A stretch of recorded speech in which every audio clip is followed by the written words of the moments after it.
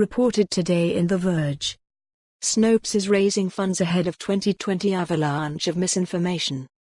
Fact-checking operation Snopes has launched a crowdfunding campaign ahead of 2020, likely to be a bumper year for online misinformation due to the US presidential election.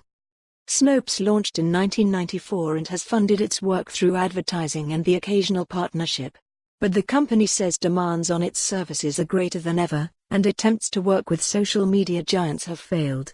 Earlier this year the company walked away from a funded partnership with Facebook following reports that the Silicon Valley giant was forcing unfair and opaque working conditions onto its partners. In an interview with TechCrunch, Snopes Vice President of Operations Vinny Green said the fact-checking efforts of big tech amount to little more than credibility theater, and the site decided that if it wants to make a difference to online misinformation, it needs to do so under its own terms. The fact that Facebook has more people on their PR staff than there are formal fact-checkers in the world demonstrates the disproportionality of the situation, Green told TechCrunch. Apple News and Google News don't have the mission or the mandate to ensure we have a healthy discourse online.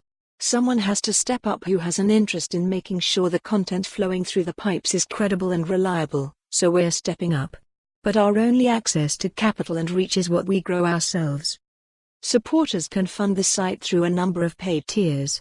A $30, one-year founding membership includes perks like ad-free browsing and a members-only newsletter, with higher tiers, up to $250, offering swag including tote bags, t-shirts, and power banks.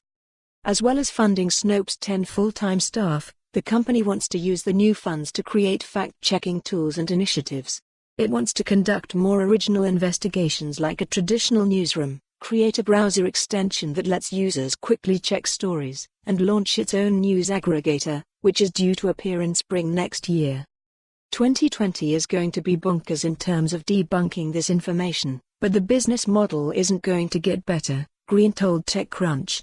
There will be increased traffic and it'll be bigger in traditional metrics, but I think there will also be an appetite for a venue online where you can consume information without vitriol or spin.